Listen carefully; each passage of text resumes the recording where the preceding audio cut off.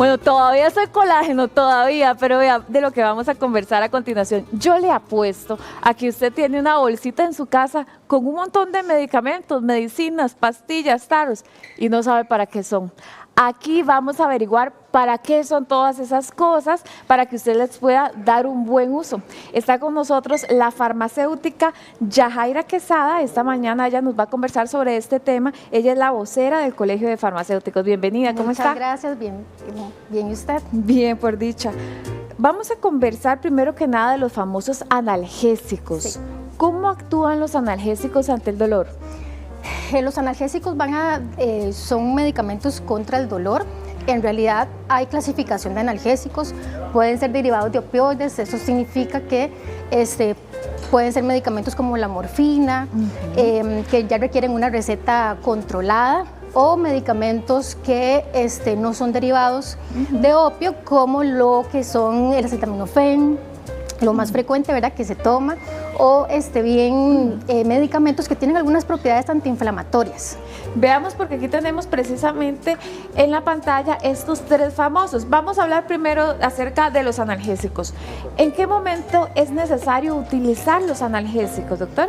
Cuando haya algún dolor como cuál, dolor de cabeza, dolor dental, dolores musculares, dolores articulares, ¿verdad? Y como te decía ahora, algunos tienen propiedades antiinflamatorias, entonces nos ayudan a desinflamar también, como por ejemplo el diclofenaco sódico, como el Voltaren, el diclofenaco potásico, como la Cataflam, ¿verdad?, que son los medicamentos que conocemos más frecuentemente. Comúnmente, sí.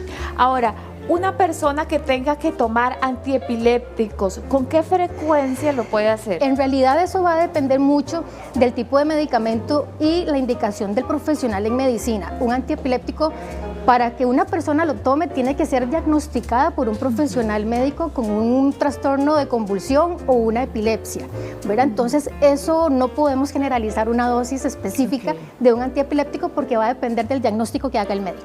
Hablemos acerca de los ansiolíticos. ¿Qué hacen los ansiolíticos en el cuerpo? Generalmente estos medicamentos reducen la ansiedad, puedes ayudar a trastornos de pánico, trastornos de ansiedad generalizada, ¿verdad?, por ejemplo, que son preocupaciones muy excesivas, y efectivamente para estos trastornos tiene que ser la persona diagnosticada por un profesional médico.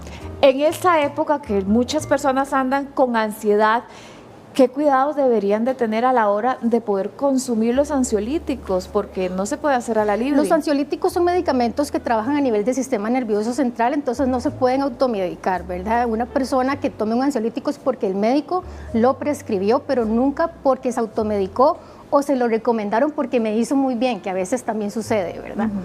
Ahora, ¿los ansiolíticos se venden comúnmente en las farmacias o solamente bajo una receta médica? Solamente bajo receta médica. Y receta médica controlada, eso es muy importante. ¿Qué significa eso, receta médica controlada? Las recetas que conocemos como la receta verde, los llamados psicotrópicos, ¿verdad?, que son medicamentos que tienen que ser prescritos con receta y despachados con una receta. Ahora, ¿qué pasa con los antidepresivos? Por ejemplo, aquí los tenemos también en la pantalla. ¿Cómo funcionan? ¿Las personas podrían comprarlo en la farmacia sin una receta médica? No deberían. Para tomar un medicamento antidepresivo también la persona tiene que ser diagnosticada con algún trastorno de depresión severa, algún trastorno también de las emociones, ¿verdad? Por ejemplo, tristeza, euforia, a veces pérdida de apetito, sueño, problemas de concentración. Sin embargo, no todo va a ser por un trastorno de antidepresivo, ¿verdad? Por eso es importante que siempre sea diagnosticado también por un médico, porque son medicamentos ya que requieren de receta. Vamos a mandarle un saludito a doña Marielos, a doña Yanira, a doña Rocío, a doña Maritza. Gracias por estarnos viendo en este momento, gracias por estar aquí con nosotros. Doña Yesenia nos está preguntando si es cierto que el ibuprofeno afecta a la vista. No he escuchado sobre que afecte la vista. El ibuprofeno generalmente son AINES, son los que llamábamos analgésicos no opioides con propiedades antiinflamatorias, y que tomándolo con mucha frecuencia podría más bien afectar el estómago. Entonces puede darnos algún problema gastrointestinal, ¿verdad? Está preguntando Alexander si la acetaminofén con codeína es malo cuando se combinan. No, porque hay combinaciones que se venden de acetaminofén con codeína, ¿verdad? Entonces, no es malo. Sin embargo, podríamos decir que es malo si el paciente o la persona lo toma de forma frecuente. Sí, lo toma a menudo. Exacto. Debería más bien ese medicamento estarse vendiendo bajo receta y bajo una indicación del farmacéutico o del médico, ¿verdad? Propiamente. No hay que abusarse entonces. No hay que abusarse, exactamente. Hablemos ahora de los corticoides. ¿Qué es lo que hacen en nuestro cuerpo y cómo se deben de consumir? Sí, como dice ahí, ¿verdad? Imitan las hormonas producidas por glándulas suprarrenales, entonces tienen propiedades antiinflamatorias. Los corticoides van a desinflamarnos, van a ayudarnos para ciertos tipos de alergia como enrojecimiento, irritaciones, ¿verdad? O bien para trastornos autoinmunes porque regula la respuesta inmune.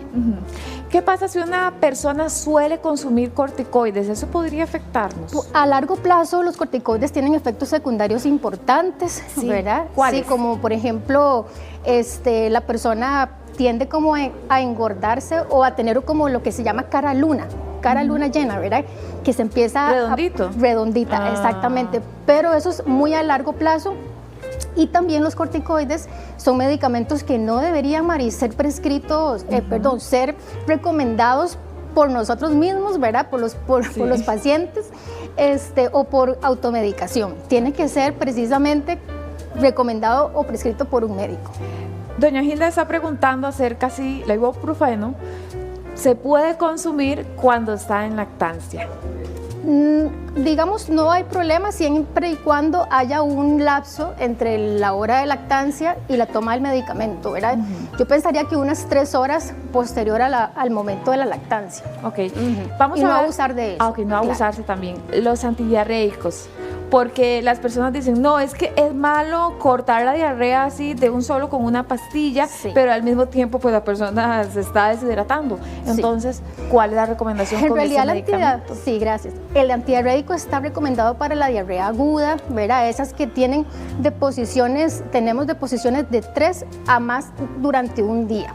Esas que nos inhiben las acciones cotidianas como ir al colegio, ir a la escuela, ¿verdad? O la diarrea del viajero, ¿verdad? Que son trastornos de alimentación que podemos tener en un viaje. Nunca va a ser recomendado un antidiarreico con una infección bacteriana, por ejemplo, porque ya para eso están los antibióticos, o parasitaria, ¿verdad? Porque podría generar algún trastorno importante o enmascarar alguna patología.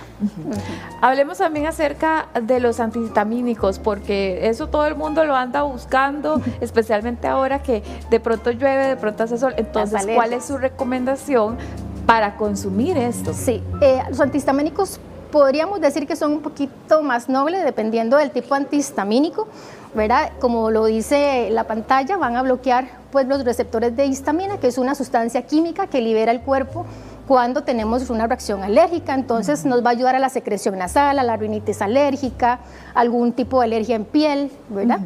¿Y cómo deberían de consumirse? Porque hay gente que dice, no, es que ellos son preventivos, y otras personas que dicen, no, es para atacar cuando ya te dio la alergia. Sí, los antihistamínicos no son preventivos, lo único que previene algún tipo de enfermedad son las vacunas, ¿verdad? Son las que previenen. Los antihistamínicos van a regular el síntoma que tenemos en ese momento. ¿Qué hacen los antiácidos en nuestro cuerpo? ¿Cómo actúan? Van a neutralizar el ácido estomacal. Eso es lo que hacen. Entonces, cuando hay una alteración de ácido en nuestro estómago, eso que nos empieza a doler, nos empieza a arder, ¿verdad? La boquita del estómago, que a veces decimos, neutralizan el ácido, entonces sirve para la indigestión, para la acidez estomacal o algún otro trastorno gastrointestinal. Hay gente que dice que pueden llegar a ser perjudiciales. ¿Eso es cierto? ¿A largo plazo?